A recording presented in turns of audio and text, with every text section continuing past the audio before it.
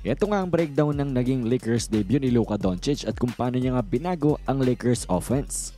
And bala itong si Luka ay naglaro nga ng 23 minutes at nagtala ng 14 points, 5 rebounds at 4 na assists. Hindi maganda ang kanyang shooting sa field na 35% from the field and 14% lamang sa 3-point line, pero it is expected nang dahil kababalik nga lang ni Luka from his injury. Pero mga idol, ang impact kasi din ni Luka hindi lang naman basta scoring. Yung kanyang gravity on the court pati na rin yung kanyang playmaking ay talagang damang-dama ng Los Angeles Lakers sa laban ngang ito.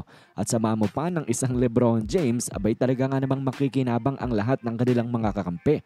At nag-reflect nga yan sa ating box score kung saan 7 Lakers players ay nasa double-digit scoring. Talaga nga namang nakinabang sila dito sa presensya nila LeBron James at Luka Doncic on the court. At umpisa na nga natin ang breakdown mga idol at sa unang play nga ay after nga na masuccessfully ng Jazz na mapigilan si LeBron James na umatake, abay yung ginawa dito ni LeBron, pinasa kay Luka Doncic. Matinding weapon ng team ng Los Angeles Lakers and out of this pass from LeBron ay siya yung umatake mga idol. At actually pinanghiramdaman niya pa nga ang gagawin dito ni Kessler at nung nakita niyang medyo nag-commit sa kanya ay binigyan nilang kay Jackson na isang bola, easy dunk nga ito. At sa fast break opportunity naman ng Los Angeles Lakers dito mga idol, hawak ni Austin Reeves ang bola. Pero tingnan nyo kung sino yung nasa harapan niya mga idol. Itong si LeBron James streaking down on the floor, si Luka naman on the corner. Kaya naman ng Utah Jazz mga idol, ano sa tingin yung gagawin nila? Siyempre babantayan ng 2 best players ng Lakers, LeBron at Luka. At ang nangyari dyan, abay naging wide open tuloy itong si Austin Reeves. Walk right into a wide open 3-pointer dito kaso hindi nga lamang pumasok, pero kitang-kita nga natin dito ang gravity ni LeBron James pati na rin ni Luka Doncic kapag sila magkasama sa loob ng court. Nabibigyan ng wide open looks ang kanilang mga teammates. And well, ang isa pang luxury na meron itong si Coach JJ Redick na ngayong itong si Luka ay nasa team niya na, abay he can run ISO plays para dito kay Luka at kay LeBron James. At ganun nga ang ginawa ni Luka para nga sa kanyang first points as a Laker.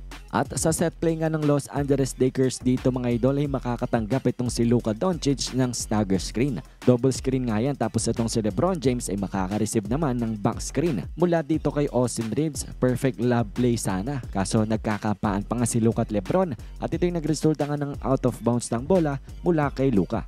At sa ISO play naman dito ni LeBron James mga idol ay parang first time niya nga lang ito maranasan in a while nang dahil sa kanyang ISO play dito mga idol ay walang second defender na dumating sa kanya nang dahil lang binabantayan nila ay itong si Luka Doncic, itong si Austin Reeves, pati na rin si DFS, ang mga magagaling na shooter na itong ang team ng Los Angeles Lakers. Kaya naman easy 2-pointer na gawa ni LeBron James.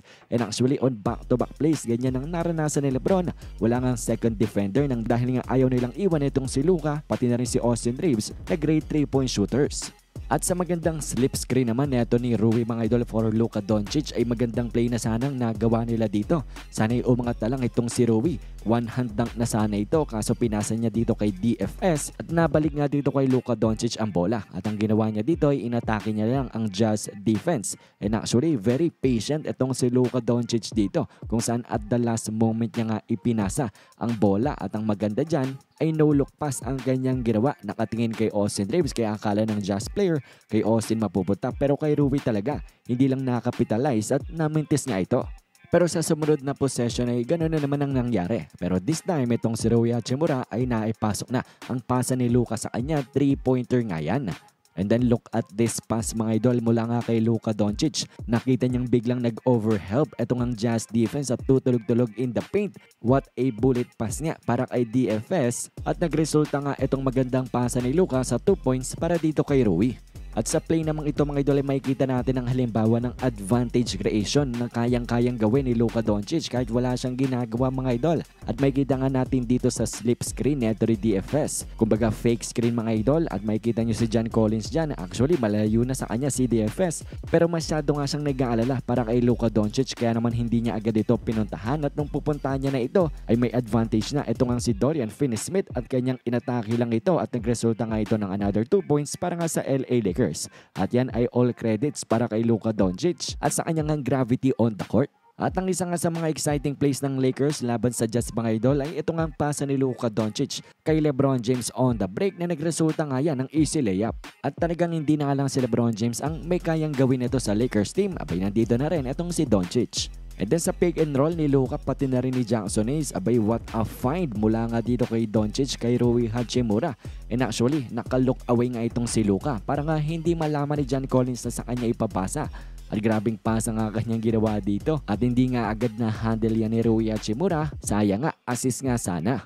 And in the third quarter dito mga idol, actually niraran ito ng Lakers para kay AD at LeBron, pero this time si Luka na. And Luka is a much better passer. Kaya nga't matapos nga ng back screen ni LeBron for Austin Reeves, abay itong si LeBron cuts right into the basket and perfect pass naman ang ginawa dito ni Luka Doncic. And then nag-collapse na ang depensa ng Utah Jazz, nagresulta ng wide open 3-pointer for Rui Hachimura. At yan nga mga idol ang ilan lamang sa magagandang ginawa ni Luka Doncic para nga sa team ng Los Angeles Lakers sa kanyang first game as a Laker. Unang laro niya palang mga idol, abay grabe na agad ang ginawa ng Lakers offense. Paano pa nga mga idol sa mga susunod na games kung saan medyo sanay na nga sila sa isa't isa. At sa pagdating nga rin ni Luka dito ay parang na-unlock ang Lakers offense. Parang mas nadagdagan pa sila ng options at mas naging dangerous nga talaga ang kanilang opensa na talagang ating nga abangan in the next few games, lalo na nga sa magagaling na mga defensive teams. Pero anyways mga idol, kayo ba? Ano bang masasabi nyo sa naging Lakers debut ni Luka Doncic? Komento nyo lamang ang inyong mga opinion.